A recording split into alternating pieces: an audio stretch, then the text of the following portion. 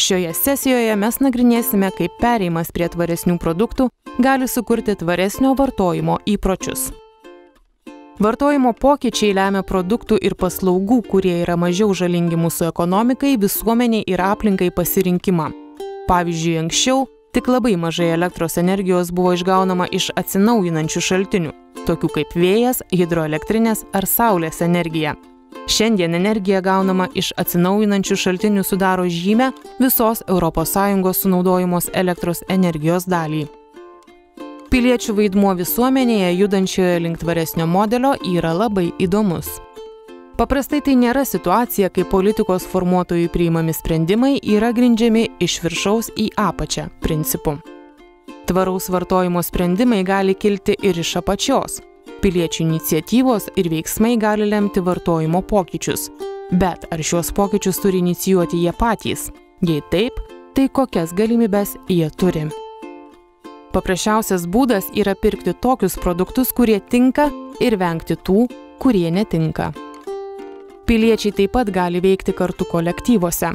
Pavyzdžiui, tvarumą gali didinti kolektyvinis pirkimo ar vartojimo sprendimas, priimtas vietos lygmeniu, natūriniai mainai, bendruomeninė sodininkystė, atsinaujinančios energijos kooperatyvai. Tačiau galbūt piliečiai turėtų sutelkti dėmesį į tiesioginę įtaką įstatymų leidėjams. Pavyzdžiui, jie gali balsuoti už politikus siekiančius tvaresnių politinių sprendimų. Piliečiai taip pat gali daryti įtaką politikų sprendimams per tiesioginius kreipimusis, peticijas ar demonstracijas. Piliečiai patys gali rodyti gerus pavyzdžius, jų elgesys gali skatinti kitus perimti tvaresnio vartojimo įpročius. Tačiau ne kiekvienas gali rinktis pereiti prie tvaraus vartojimo.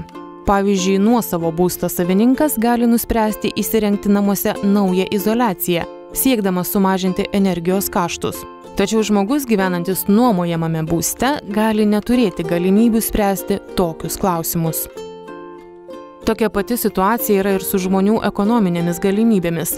Jei tvaresnio produkto pagaminimas padidina jo kainą, tai ne kiekvienas rinksis jį įsigyti. Visi ES piliečiai yra skirtingi. Vieni labiau domisi tvarumo klausimais, kitiems ši tema rūpi mažiau arba jie tiesiog turi kitus prioritetus. Kai kurie piliečiai turi reikiamą informaciją, reikalingą priimti sprendimus susijusius su tvarumu. Tačiau kiti gali tiesiog neturėti laiko domėti šią temą plačiau arba gali negauti jiems reikiamos informacijos.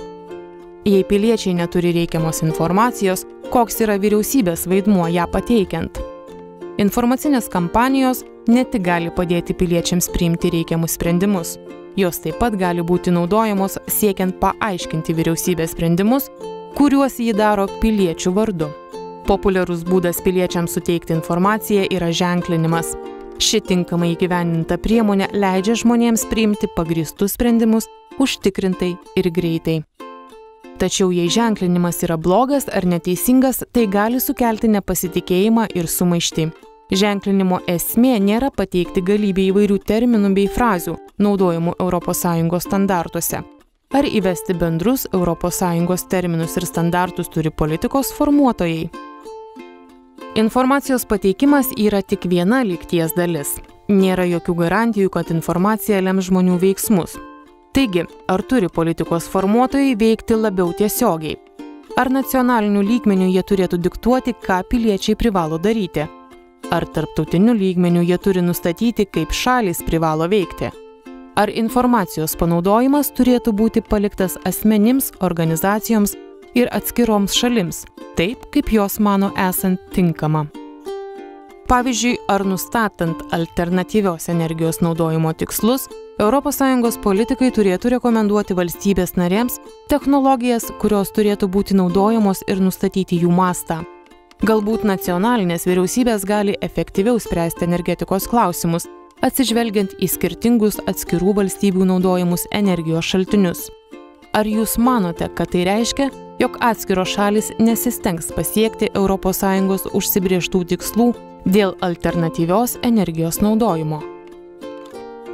Tie patys klausimai gali būti susiję ir su transporto sritimi. Visų pirma, tai liečia privačių automobilių savininkus. Iki 2050 metų automobiliai sudarys daugiau nei 2/3 keleivinio transporto.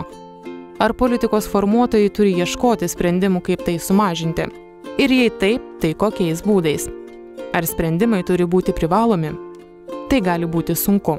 Galų gale privalomi sprendimai paveiktų piliečių laisvę rinktis. Tai gali sukelti pasipriešinimą. Politikos formuotojai galėtų padėti kompensuoti privalomų priemonių poveikį, sukuriant rėmimo paskatas. Pavyzdžiui, jie galėtų įdiegti finansinę paramą tiems, kurie į darbą važiuoja dviračiais. Arba jie gali sukurti mokesčių lengvatas žemos emisijos transporto priemonėms. Jie taip pat gali sukurti ir varžančias priemones. Pavyzdžiui, politikos formuotojai gali padidinti mokesčius ir muitus degalams, kuris, jūsų nuomonė, variantas yra labiausiai priimtinas. O gal jums nėra priimtinas nei vienas iš jų?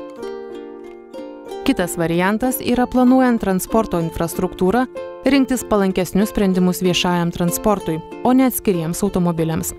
Tai nėra lengva. Kai kuriems piliečiams automobilis yra tapęs asmens nepriklausomybės simboliu. Dabar mes norėtume pakviesti jūs padiskutuoti kai kuriais klausimais susijusiais su šioje vaizdo medžiagoje pristatytomis temomis.